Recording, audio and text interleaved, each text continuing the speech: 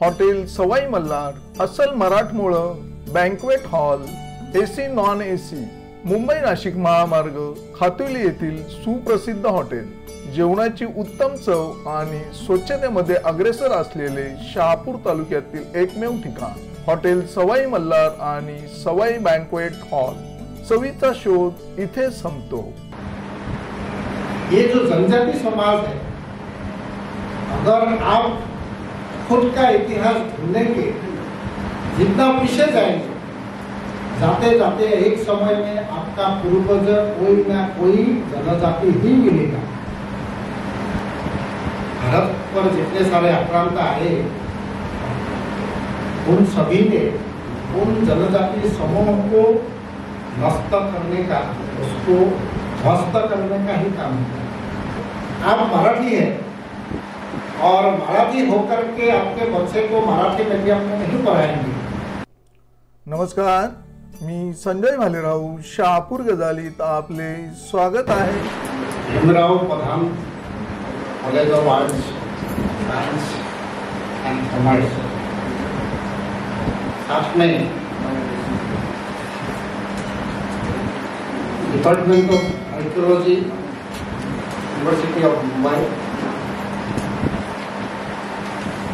Indian council of social science research western regional centre, Akhil Bharatiya Itihas Sankalan Yojana पश्चिम क्षेत्र, इन सभी के संयुक्त तत्वावधान में आयोजित एक दिवसीय राष्ट्रीय संगोष्ठी के उद्घाटन कार्यक्रम के सम्माननीय अध्यक्ष संबक प्रबोधन संघ के संस्थापक आदरणीय डॉक्टर भीमराव प्रधान जी,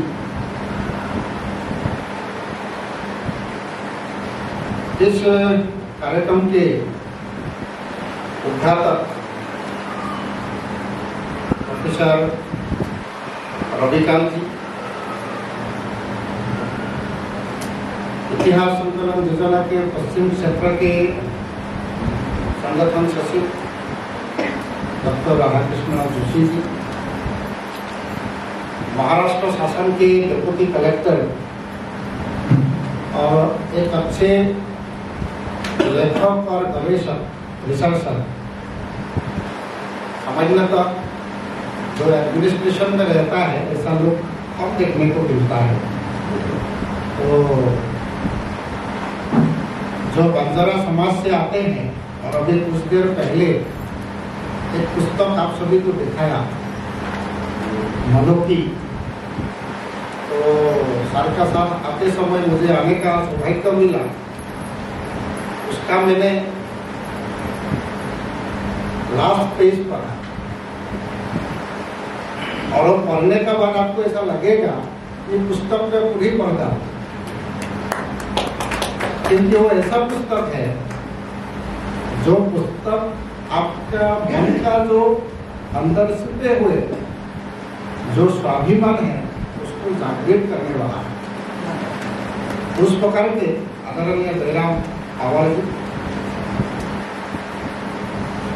यहाँ पर इतिहास संकलन के कोई कार्यकर्ता है, जैसे उपन प्रांत के सचिव चंद्रकांत जोशी जी है, सह सचिव रावदेव जी, और देवगिरी प्रांत के संगठन मंत्री भी है डॉक्टर रवि सामभाई। उनका सारनेम सामभाई है, लेकिन भाई साथ नहीं है, भाई तीन है, दो है, लेकिन लिखते साथ है। और अपने एक कॉलेज के प्रिंसिपल है, नाम भूल गया,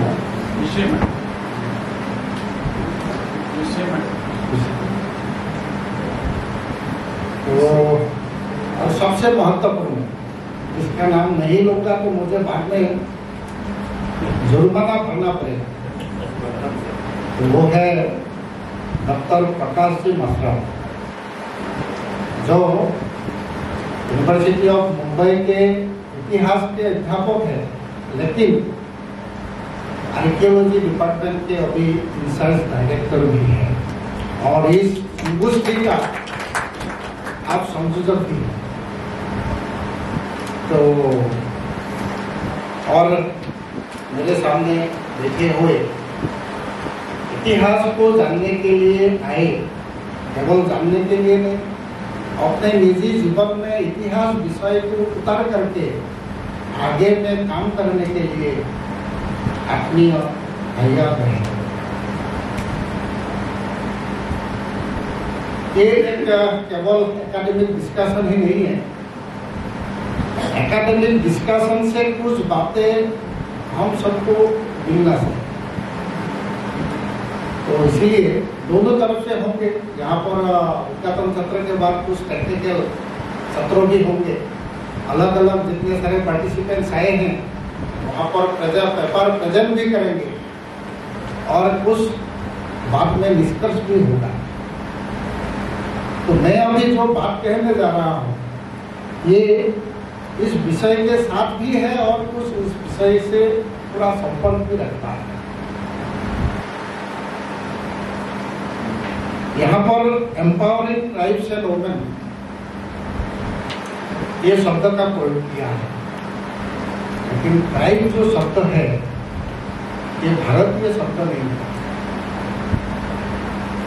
हम लोग जनजाति शब्द का प्रयोग करते हैं, जनजाति है, गिरिवासी है, वनवासी है।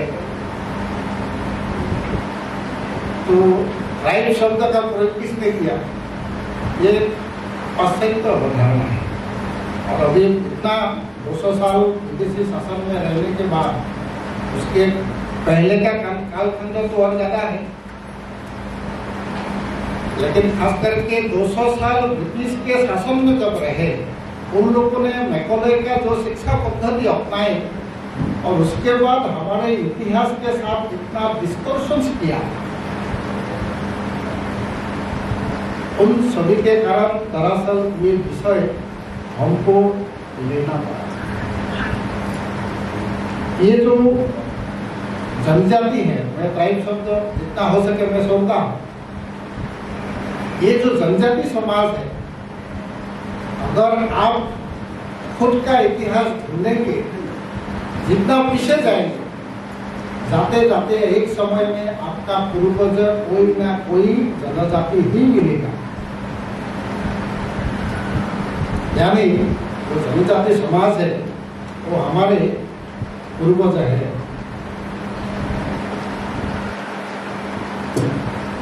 यह कोकण प्रांत में शाहपुर एरिया है। इन प्रमुख जनजाति यहाँ रहते हैं, एक कोंकणी है, दूसरा कपकरी है और वागली है। ये तीन प्रमुख है ना, लेकिन पूरे देश में अगर देखें लगभग 1000 की संख्या में ऐसे छोटे बड़े बहुत सारे जनजातियां हैं और उन सभी जनजातियों का अपने अपने जीवन जीने की कला है।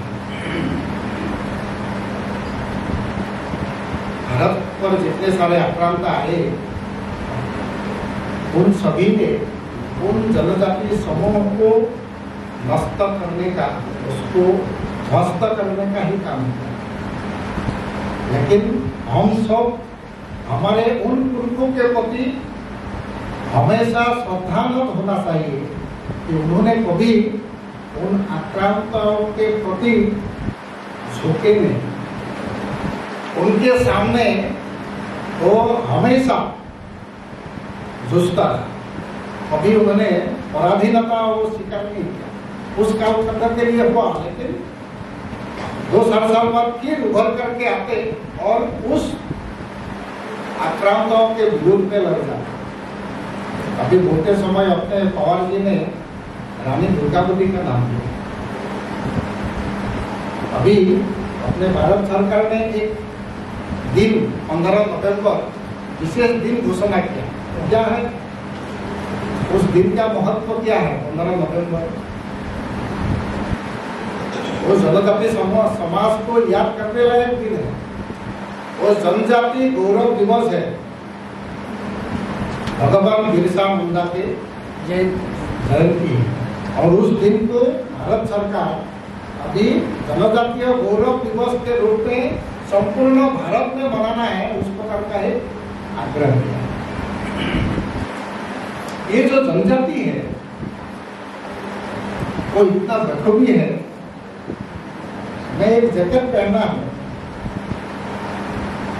ये जैकेट एक जनजाति का ही है। असम में एक मिसिंग नाम का जनजाति है, और मंडल मैम जो है उस स्थान पर गए हैं। माजुली नाम का दुनिया के सबसे बड़ा रिवर आइलैंड है, नदी द्वीप है, वहाँ पर मिसिंग कम्युनिटी के लोग हैं, मिसिंग जनजाति। और आज केवल मैं एक उदाहरण देता हूँ, आप जितने सभी जनजाति समाज में जाएंगे तो उनका सभी का अलग अलग पहचान है और एकदम उसमें एक्सपर्ट है, इतना बढ़िया कारीगरी करते हैं। अभी कुछ साल पहले जब बराक ओबामा जी अमेरिका के प्रेसिडेंट थे, उस समय उसके जो पत्नी है वो भारत में आई थी और पूर्वांचल भी वो गए। वहाँ पर एक जनजाति समाज के बनाया हुआ एक शॉल उन्होंने लेकर गए, उसको अंदर वस्त्र कहते हैं, और वो है हजम कम्युनिटी। जो हजम जनजाति समाज है वो ज्यादातर मेघालय में मिलता है, उस असम में भी मिलता है। और देखने के बाद आपको लगेगा कि हाँ इसको मुझे लेना चाहिए। और केवल वही नहीं, यहाँ पर भी जो समाज है हर समाज में वो मिलता है, लेकिन ब्रिटिशों ने क्या किया, उन सबको नष्ट करने का काम किया, बहुत प्रयास किया। इतना कुछ होने का बावजूद भी उन्होंने उसको नहीं छोड़ा।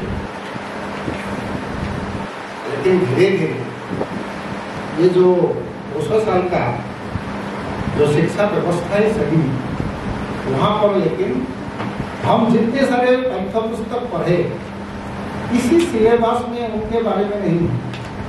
आपको मिला क्या? करो नहीं मिला। तो अभी कुछ साल पहले अमरकंटक में एक ट्राइबल यूनिवर्सिटी बना, लेकिन ये जनजाति समूह के लिए अलग से अध्ययन के लिए बहुत स्वतंत्र होने का बाद बनाना चाहिए था, लेकिन लोगों को दृष्टि नहीं होने के कारण उसको उस प्रकार से एम्पावर नहीं। अभी अलग अलग योजनाएं ले रहे हैं, लेकिन केवल सरकार की ओर से नहीं, समाज की ओर से भी ये विषय लेना चाहिए। कुछ बातें ऐसे हैं जो अगर उस जनजाति समाज छोड़ देंगे, धीरे धीरे उनका जो निजी परिचय है वो परिचय भी चला जाएगा। उसमें कुछ प्रमुख बातें हैं, जैसे एक है भोजन। अब सभी जनजाति समाज में देखिए सबका भोजन में जो खाद्य प्रणाली है, खाद्याभ्यास है, सबका अलग अलग है, और निजी रूप में उसमें वो बना करके लेते हैं। अगर वो भोजन व्यवस्था हो अगर छोड़ देंगे, क्या वो अपने आप को जनजाति कह पाएगा? अभी आधुनिक काल में मोमो पिज्जा जो भी है वो खाए पिए करना चाहिए, लेकिन अगर बनाना अपनी जो निजी खाद्य प्रणाली है उसको अगर बनाना सिखाना ये सब भूल जाएंगे, क्या अपना परिचय दे पाएंगे? बात इसीलिए केवल जनजाति समाज के लिए ही नहीं, हर समूह के लिए वो लागू होता है कि अपना जो उसको भूसा कहते हैं, खाद्य प्रणाली है उसको रखना चाहिए। दूसरा, ये जो वेशभूषा है, किस प्रकार का पहनावा है, वो भी उनको जीवंत करके रखना है। वो अगर छोड़ देंगे, ये मान लीजिए मैंने मिसिंग कम्युनिटी का वो लिया, अगर मिसिंग कम्युनिटी के लोग ये बनाना भूल गए, क्योंकि ये हैंडमेड है, ये आपको मशीन में नहीं बनाएंगे। एक दूसरा है, ये त्रिपुरा के एक कॉर्पोरेट समाज है, ये जो भी देखेंगे त्रिपुरा के लोग मेरे पास आ जाएंगे, ये आपको कहाँ से मिला, ये पैसा नहीं उनका। अगर ये बनाना वो लोग भूल गए तो अपने आप को कॉर्पोरेट परिचय दे सकते हैं क्या? नहीं। फिर चौथा क्या है, तीसरा क्या है? भोजन हो गया और कपड़ा हो गया। तीसरा क्या है? निवारा। क्या? निवारा निवारा निवारा, निवास। तो आप देखिएगा, आप लोग कभी पूर्वोत्तर गए हैं? नहीं गए होंगे ज्यादातर लोग। आप वहां जाएंगे, नाटा लोगों का आप घर देखेंगे, छोटे छोटे समूह है, एक एक क्लैन का और 250 या 2500 इस संख्या में कुछ लोग होंगे, लेकिन उनका जो घर बनाने का जो स्टाइल है वो यूनिक है। वो है, वो देखेंगे तो उसको ध्यान में आ जाएगा, ये उस क्लैन का है। इस प्रकार का यहाँ भी जो जनजातीय समाज है, कत्करी का है, बार्डी का है या कोंकणी का है, उन लोगों का आप देखिए, उनका भोजन भी अलग है, उनका पहनावा भी अलग है और घर का स्टाइल भी उनका अलग है। चौथा है, वो सबसे महत्वपूर्ण है, वो अगर छोड़ देंगे तो उसका परिचय आप दे ही नहीं पाएंगे। वो है मातृभाषा। उस लोगों का वो डायलेक्ट है, वो बहुत लोग नहीं होने के कारण उनका भाषा ज्यादा विकसित नहीं है, लेकिन वो भाषा भी अगर, वो डायलेक्ट भी अगर वो भूल जाएंगे वो क्या होंगे, उनका परिचय भी खुद है। इसीलिए मातृभाषा ये केवल जनजाति के लिए लागू है ऐसा नहीं है, ये हर समाज के लिए लागू होता है। तो कल एक बैठक में मैंने कहा, इस साल असमिया भाषा को, बांग्ला भाषा को, मराठी भाषा को और एक भाषा है पाली भाषा। पाली भाषा, ये सारे भाषा को क्लासिकल लैंग्वेज का, ध्रुपदी भाषा का दर्जा मिला। लेकिन अभी एक बार सोचिए, अगर आप मराठी है और मराठी होकर के आपके बच्चे को मराठी मीडियम में नहीं पढ़ाएंगे, आपका हस्ताक्षर जो है वो अंग्रेजी में करेंगे या दूसरी भाषा में करेंगे, अपनी मातृभाषा में नहीं करेंगे। असमिया भाषी लोग आकर के मराठी में लिखेंगे क्या? नहीं लिखेंगे। बांग्ला भाषा का लोगों को बांग्ला उपयोग करना चाहिए, अपनी मातृभाषा का उपयोग करना चाहिए। असमिया भाषी लोग उसका उपयोग करना चाहिए, जो भी जिस भाषा का है। इसी प्रकार ये जो कटकरी है या वाड़ी है या कोंकणी है या किसी भी जनजातीय समाज है, अपने प्रकाशी गुण समाज से बिलोंग करते हैं, तो उनका जो निजी रीति रिवाज है ये सबको जीवंत रखना,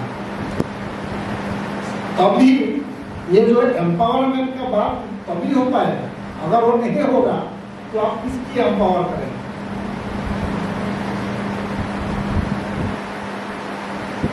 दूसरा एक है भ्रमण, और एक हम अभी भ्रमण करने के लिए जाते हैं जहाँ हमको अच्छा लगता है। लेकिन अगर आप सबसे अगर ज्यादा देखें, ये जो जनजाति समाज है सबसे ज्यादा भ्रमण करते हैं। और यहाँ एक बड़ा, भारतवर्ष में एक बड़ा समाज भी है जिसको घुमंतु समाज कहते हैं। जो बंजारा और बाकी लोग थे, आज आते समय अपने पवार जी ने बोला, आप लोगों ने स्टीलवेल रूट का नाम सुना होगा या सिल्क रूट का नाम सुना होगा, बहुत लोगों ने नहीं भी सुना होगा। और वो कैसा रूट है? भारत से आसाम और मणिपुर होते हुए, म्यांमार होते हुए कंबोडिया, वियतनाम तक जाते थे। तो पवार साहब मुझे पूछा, अगर वो जाते थे उस समय के जो जितने सारे ट्रेडर्स थे उन लोगों ने स्थान स्थान पर उस पानी का कुआं बनाया हो, बनाते होंगे, वो हजारों की संख्या में, लाखों की संख्या में जाते थे।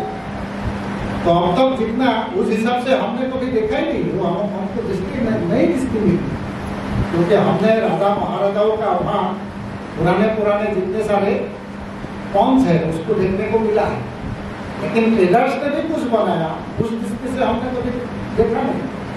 अभी वहाँ जाएंगे तो कुछ लोगों को इस काम को हम सौंपेंगे कि आप उस दृष्टि से थोड़ा एक बार सोच करें।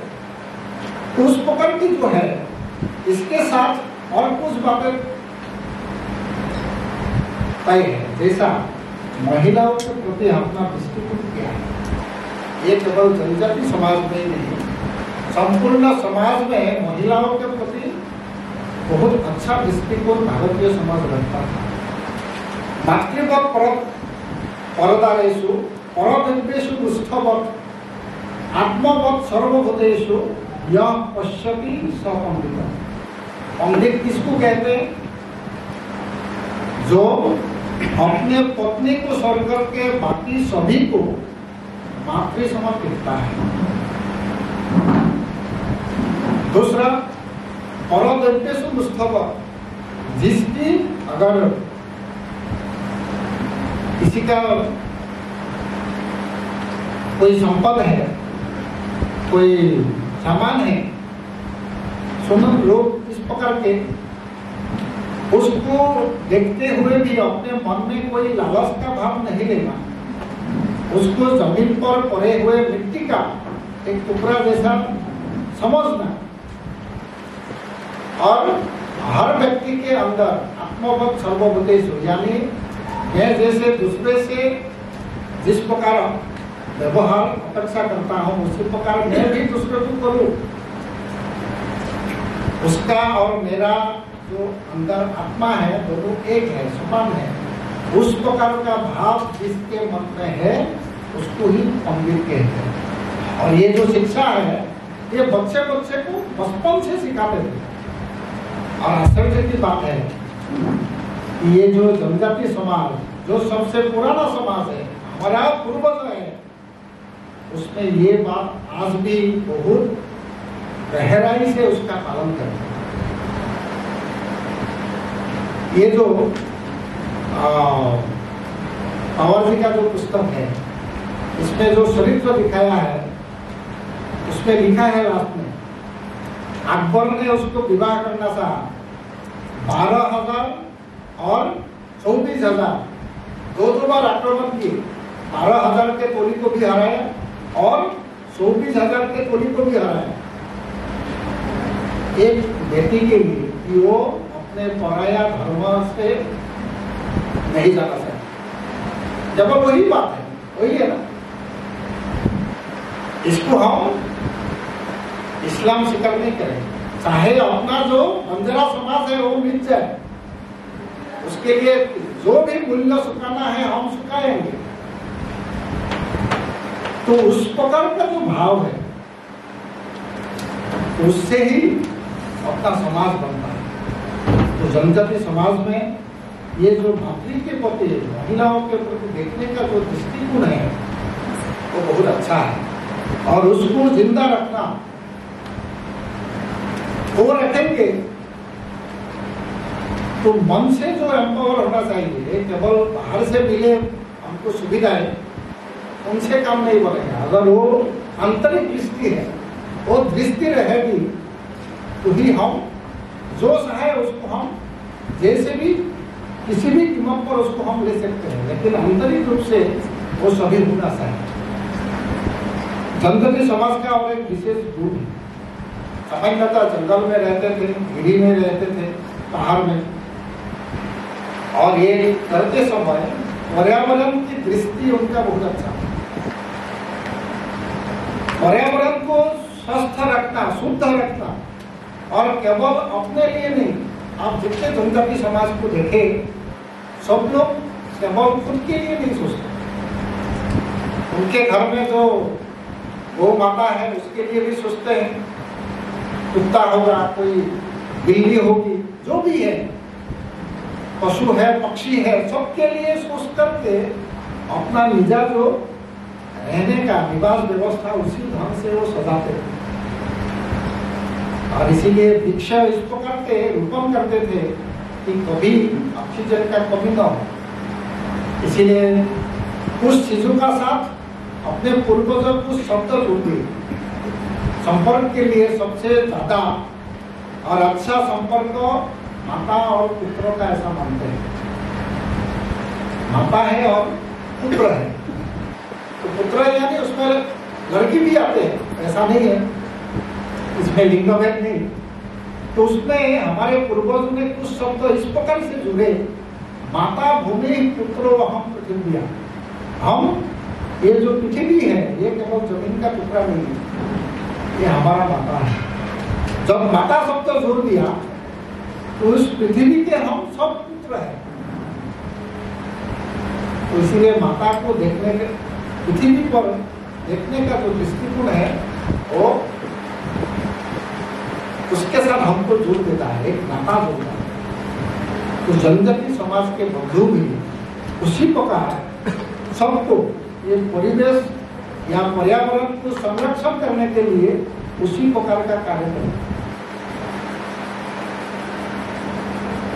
ठीक उसी प्रकार और एक विषय अभी संघ शताब्दी के अवसर पर यह भी चल रहा है, एक पंचम परिवर्तन का विषय है, उसमें पर्यावरण एक प्रमुख विषय है। दूसरा एक विषय है कुटुंब प्रबोधन, जो जनजाति समाज बहुत अच्छे से मानते हैं। सरकार का बीच में एक स्लोगन है, हम दो हमारे दो। लेकिन एक बार थोड़ा उसके ऊपर थोड़ा दृष्टि डाले, जनजाति समाज के बंधु लेकिन हम दो हमारे दो का मानने वाला बहुत कम लोग हैं। मैंने कुछ स्थानों पर उस जनजाति समूह के ऊपर एक थोड़ा अध्ययन किया। कुछ स्थानों पर क्या है, 2 से ज्यादा बच्चे होंगे तो आगे जाकर के कुछ स्थान पर आप इलेक्शन नहीं लड़ सकते। इस प्रकार का कुछ नियम करने के कारण वो अपने परिवार को संकुचित किया। लेकिन जनजाति समाज जो है वो उसका ध्यान नहीं देता। उसका एक विशेष कारण भी है। ये जो विषय जो कुटुंब प्रबोधन का लाया, क्यों लाया? ये जो संयुक्त परिवार व्यवस्था ये भारत की आत्मा है। भारतीय जो समाज है उस समाज की अगर ठीक चलना है तो उस व्यवस्था को जारी रखना पड़ेगा। लेकिन आज के समय में भी और जो पॉपुलेशन है उसका भी ध्यान रखते हुए करना है। ये पॉपुलेशन या हम जो हमारे दो या हम जो हमारे एक नीति के कारण हमारे कुछ रिश्ता खत्म हो गए। एक समाज जो बनता है, परिवार जो बनता है वो रिश्ते से बनते हैं। हमारा केवल एक ही बेटा है, उसका ना भाई है ना बहन है। भाई नहीं है तो भाभी नहीं है, भाई और भाभी नहीं है तो भतीजा या भतीजी नहीं है, बहन नहीं है तो बहनोई नहीं है, और बहन और बहनोई नहीं है तो ना भंजा है ना भंजी है। आप किसी को दत्तक ले सकते हैं, ये मेरा भंजा है, ये मेरा भतीजा है, लेकिन वो उनका रिश्ता नहीं होता।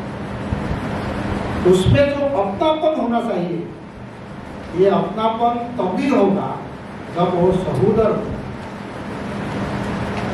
तो इसीलिए ये जो कुटुंब की बात है, जो जनजाति समाज आज ठीक से निभाते हैं, उसमें धीरे धीरे उसमें भी थोड़ा सा अंकुश लगा है। लेकिन उस पर जो विचार उनके पूर्वजों ने किया या हमारे पूर्वजों ने नहीं किया,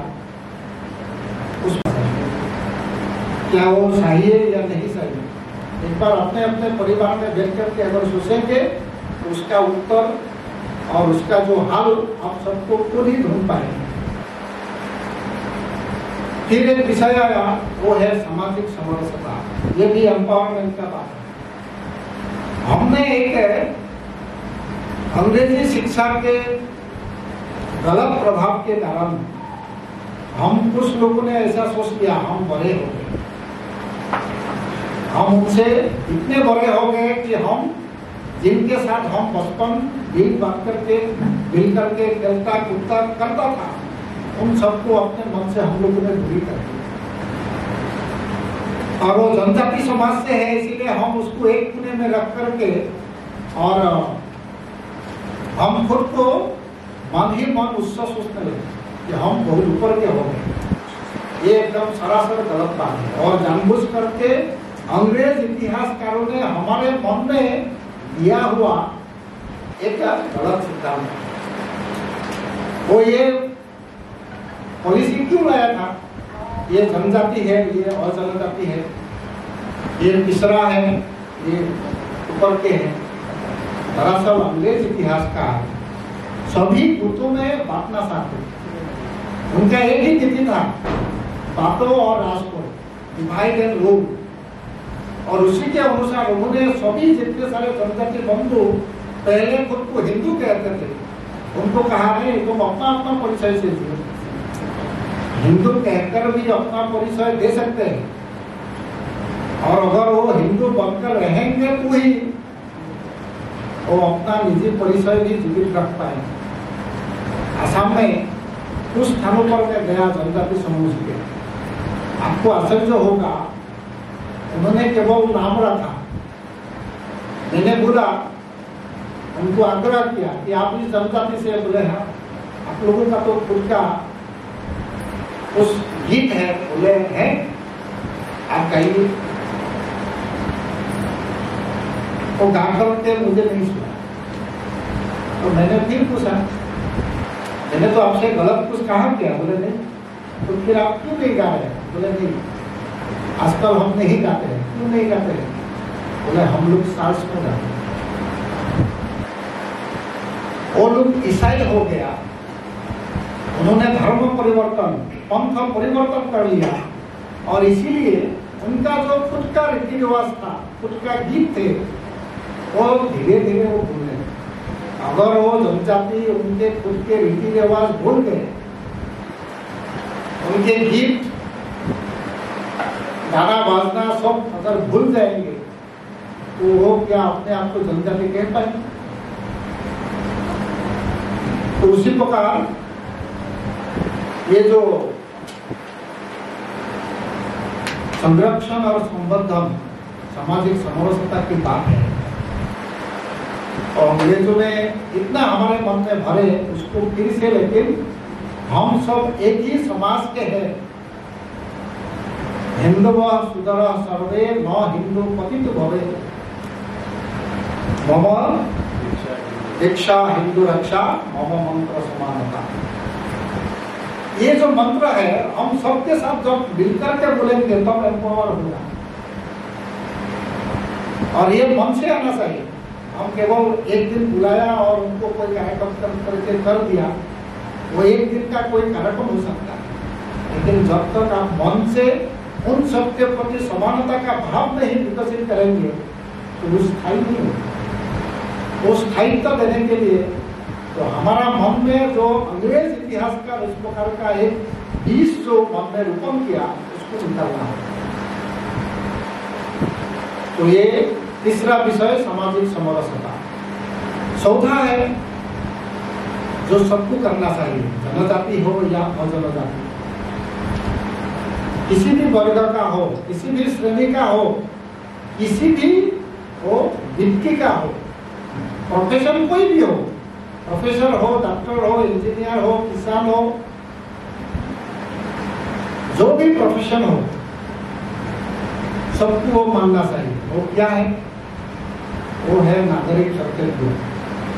हम सभी अपने देश के नागरिक हैं, भारत के, और नागरिक के नाते हम सबको कुछ न कुछ बातें संविधान के आधार पर भी, वो केवल अधिकार नहीं है, हमारे यहाँ अधिकार से ज्यादा दायित्व और कर्तव्य का बारे में बोलते हैं, और प्रत्येक व्यक्ति उस दायित्व का, उस कर्तव्य का निर्वहन ठीक से करेंगे तो समाज अच्छा होगा ही होगा। अभी हम बाइक चला करके जाते हैं, सामने पुलिस है, इसलिए हेलमेट पहनना, और पुलिस का चौकी पार होने के बाद फिर हेलमेट खुल गया। ये हमने नागरिक धर्मों का पालन किया। हम गए और रेड लाइट है, कोई पुलिस नहीं है, ट्रैफिक इधर उधर देखा और सिग्नल तोड़ के चला गया। ये नागरिक धर्म नहीं। और जिस दिन हमको सबको मतदान करना था, उस दिन का तो छुट्टी रहता है, बिना मतदान किए हम लोग पिकनिक मनाने के लिए चले गए। ये भी हमने नागरिक धर्मों का पालन नहीं। ये सबके लिए लागू होता है। अगर हमारे मतदान नहीं करने का कारण कोई गलत व्यक्ति सुनकर आएगा और कोई गलत नीति बनाएगा, उसका प्रभाव केवल मेरे ऊपर नहीं, पूरे समाज के ऊपर, पूरे देश के ऊपर होता है। और इसीलिए उस प्रकार के जो बात है नागरिक शिष्टाचार यानी नागरिक धर्मों का पालन, वो भी एक अहम हिस्सा है। तो और पासोवा जो है वो पहले मैं कह चुका हूँ, वो है स्व की बुद्ध और स्वदेशी का व्यवहार। जब जनजाति समाज की जो स्व की बुद्ध होगा, तब उनका स्वाभिमान लगेगा कि ये जो भजन है, भोजन है, भवन है और भूषा है, ये सभी वो सुनेंगे नहीं। भाषा है, उनके प्रति स्व की अभिव्यक्ति वो प्रकट करेंगे, और अगर स्व की अभिव्यक्ति प्रकट करेंगे तो अपने आप वो खुद का परिचय से वो जी पाएंगे। अभी एक जो नीति है, सबका साथ, सबका विकास, सबका विश्वास, और एक शब्द है प्रयास, सबके प्रयास। तो ये किसी एक के करने से नहीं होगा, ये सबके साथ संबंधित रूप से सबको करने लायक है। अपने निजी घर में करना, अपने परिवार में करना, पूरे समाज में करना, तब उसका परिवर्तन सबने दिखेगा। ये जनजाति बंधु सामान्यतः खुद का जो भी बनाना था वो पहले कुछ करते थे। उस गांव मिलकर के गांव में जितने सारे सामान लगते थे वो खुद उत्पादन करते थे, उसका उपयोग करते थे, और इसीलिए वो लोग आत्मनिर्भर भी हुआ करता था। तो उस बात को फिर से हम कैसे एक विप्लव की भांति हम ला सकते हैं, उस प्रकार के कार्य अगर हम करेंगे तो मुझे लगता है ये जो एम्पावरमेंट जनजाति का और महिलाओं का, यहाँ पर पहले कहा जाता था महिलाओं के लिए इतना पिछड़ापन था, ऐसा बोलते हैं, लेकिन ये बात सच नहीं है। वेदों में बहुत वेदों के मंत्रों की या ऋषियों की सृष्टा जो है वो महिलाएं, माताएं हैं। ये लेकिन पाठ्यक्रम में वो विषय दिया नहीं। अभी जो नेशनल एजुकेशन पॉलिसी 2020 आया 2020 में उसका लागू किया, तो ये उसमें एक भारतीय ज्ञान परंपरा की बात कही गई, और ये सभी बातें इतने समय में मैं जितना बात कहा, ये सब भारतीय ज्ञान परंपरा ही है। और ये ज्ञान परंपरा के साथ मिलकर के इस बात को अगर अपने निजी जीवन के साथ व्यवहार में लाने का साथ साथ ये सिलेबस पर भी जब आएंगे, तब नई पीढ़ी जो है इस बात को लेकर आगे बढ़ेंगे। तो Bhimrao Pathan college of arts science and commerce के हिस्ट्री और पॉलिटिकल साइंस डिपार्टमेंट, ये दोनों बधाई के पत्र हैं।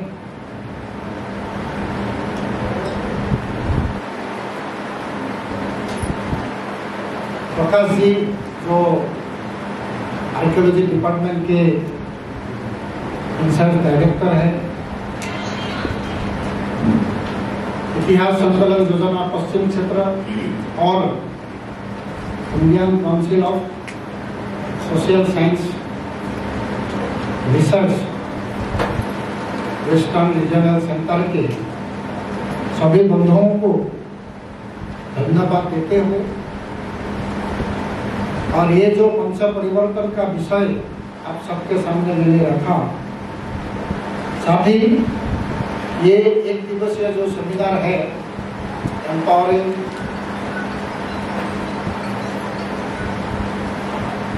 जनजाति एंड वुमेन, इस विषय दिन भर जो चलेगा तो उसके ऊपर एक ढंग से मंथन हो, और बाद में जिन लोगों ने यहाँ पर शोध पत्र प्रस्तुत किया है वो एक पुस्तक के रूप में प्रकाशित हो, ताकि बाकी जो संशोधक है, जो शोध छात्र है या अध्यापक है, उन समाज के लिए हम उसको दे सके। वो एक सफल एक दिवसीय संगोष्ठी के नाते आज का यह संगोष्ठी हो, इतना भगवान के साथ साथ शरण में प्रार्थना करते हुए मैं अपने वाणी को विराम देता हूँ। बहुत बहुत ताज्या घडामोडींसाठी पाहत राहा शहापूर गजाली। धन्यवाद।